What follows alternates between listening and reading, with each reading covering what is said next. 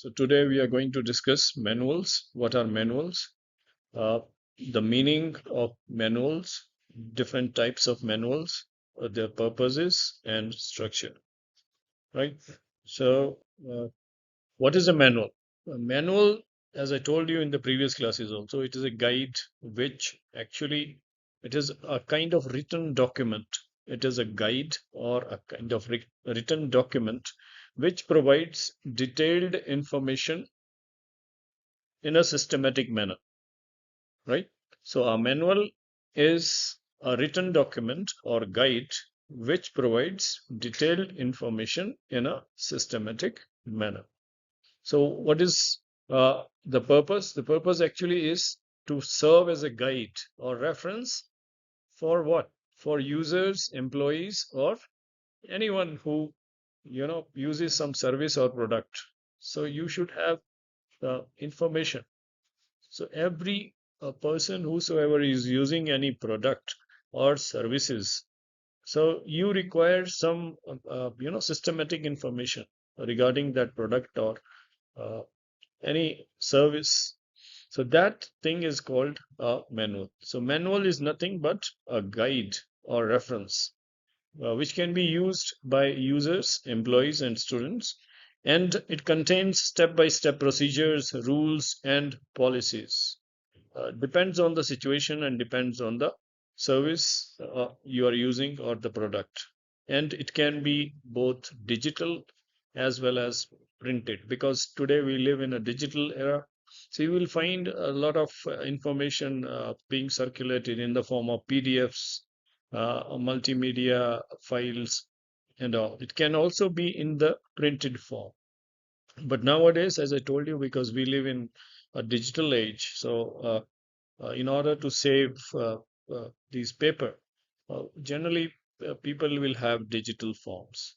So I hope you understood what is the definition of manual. Manual is a systematically prepared written document which provides information, detailed information. Information for whom? Information for users, employees, or students. And what information? It may be some procedure, it may be rules, it may be policies, or it can be in any form. It can be in digital form, it can be in printed as well. And for what do we use these manuals? To simplify these complex processes into clear, usable instructions. Now, different types of manuals. So first is the user manual. User manual, suppose you buy some product or you are availing some service. So you become a user. Okay. So the users need to be guided how to use the product, how to use instructions, precautions, right? FAQs. So all these instructions, they are available to for the users in user manuals.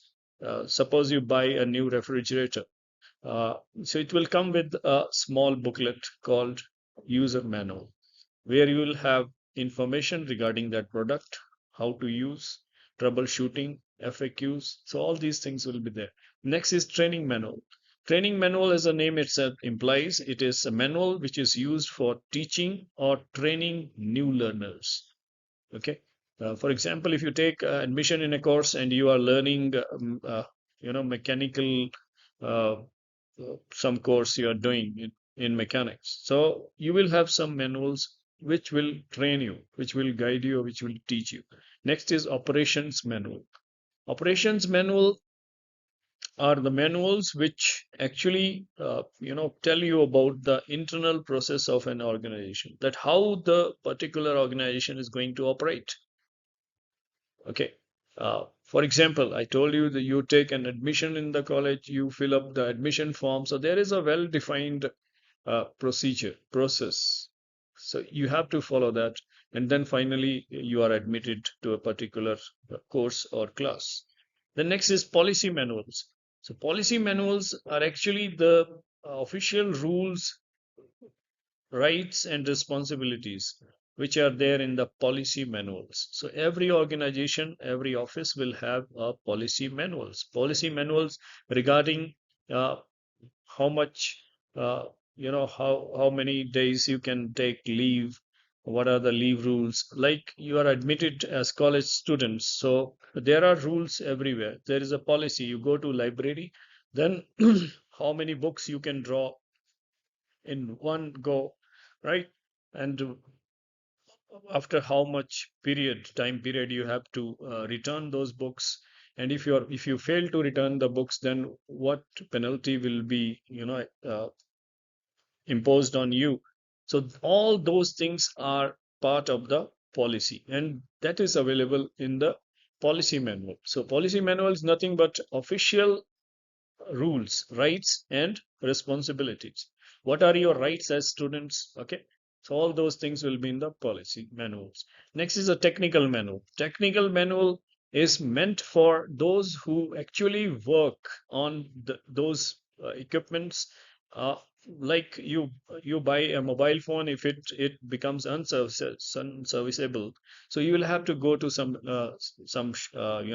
technician who will repair it. So these technicians will have detailed information about their product, their schematic diagrams, their circuit diagrams, so that they can find the fault and rectify it and make the product serviceable. So those manuals are called technical manuals, manuals which are used by engineers or technicians. Next is a service manual. Suppose you bought a new car and it requires maintenance at periodic time intervals, or maybe some repair work which is required. So these people, those who will actually do that repair work or maintenance, they will have service manuals which will guide them in doing those things. So next is a reference manual. Reference manuals are the manuals which have consolidated data, which may be used for quick reference. So what are the different types of manuals? We learned user manual for users, training manual for teaching and training, operations manuals for explaining or the internal process of an organization, policy manuals which outline the rules, rights, and responsibilities, technical manuals for engineers and technicians, and service manuals for repair and maintenance, and finally the reference manual for quick reference. What are the purposes of manuals? So first itself, in the definition itself, I made it clear uh, uh, that the purpose of a manual is to provide you guidance and instruction. That is the main purpose. Second thing is standardization of process. Standardization of process means uh, the processes in an organization should be standardized. Okay, that means everyone should follow same rules and same regulations. Like if the name of a student will be struck off after 3 days of continuous absence, then it should be same for all. Otherwise, what will happen? Some students will, you know, will not come to college knowingly because the process is not well defined or standardized. Second is training and skill development. That is the training manuals. Then reference for problem solving. Uh, that is reference manuals. Then legal and compliance processes. That is operation manuals. Suppose there is a problem with the student who has taken admission and not attended classes, his name is stuck off. Now he approaches some authority uh, for some legal help. So then the question will be asked from the authorities regarding their process, right? Okay, if the process is well explained, well written, uh, then it will be easier for you to defend yourself legally also. Then it is also used as a kind of uh, thing to improve efficiency and productivity.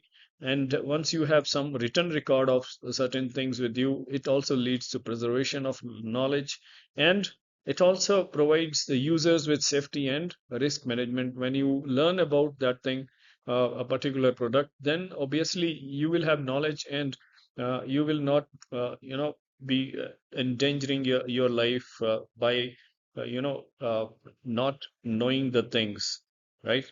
So these are the purposes of manuals. That is again same thing here. provides us guidance, that means step-by-step directions. It also leads to standardization, that means there are practices are uniform, that means the rules are same for everyone. So that will happen only when you have a written kind of document which standardizes the procedure, which standardizes the rules or policies. Training, that this we have already covered. Now, what is the structure of a manual? There are three parts: front matter, which will have title page, table of contents, preface, and introduction. In the body, there will be background and scope, step-by-step instructions, some visual diagrams, some circuit diagrams as well, or maybe some visuals, right? Then there is troubleshooting, like you can also do at your home on your own. And there are FAQs, frequently asked questions, so that they can assist you in proper use of that product or service. Then there may be exercises or examples, and in the end back matter, there is glossary and appendices. If there is something else like quick references and index and all. So glossary means some terms will be explained there. So what are the key features of a good manual? So a good manual should be written in a simple, clear, and precise language. Why it is important? Because it should be easy for the users to understand and actually follow those instructions. Second is it should be organized logically with headings and subheadings. Right? These are the features of good, effective writing also. So your language should be simple, clear, and precise. Your this manual should be logically arranged with headings and subheadings. Then you should use numbering, bullet points, and visuals to increase that visual appeal, so that your audience, your readers can connect to it very well. Next is it provides both overview and detailed steps. It should be comprehensive, so that anyone can understand by just going through that. And it should be accessible and user friendly in design, and it should be accurate, reliable, and it should ensure the safety. Then finally, it should be regulated, it should be updated regularly to reflect current practices. Okay, so these are the key features of a good manual. This is the flow chart which defines the purpose of a manual. First is instruction, standardization, training, problem solving, compliance to rules and regulations, policy, increases efficiency, and enhances safety, and finally leads to knowledge preservation. So this is all about manuals. You can watch it again to get a quick idea of what a manual is, what is the purpose of a manual.